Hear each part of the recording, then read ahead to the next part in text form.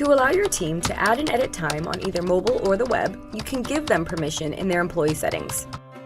Log in to ClockShark.com on any browser. In the upper left menu, click Admin, then Employees, under People. Select the employee you're giving editing permission to edit their settings. To let them adjust their own time via mobile only, choose an option under Timesheets on Mobile app. To allow them to adjust their own time via the web and mobile, or to add and edit timesheets for other teammates, go to Manager Settings and choose Edit Timesheets under Permissions. Then, specify who you want them to edit timesheets for. Do this by using the drop-down menu under Teams and selecting either for everyone, for only certain employees, or for everyone except certain crew members.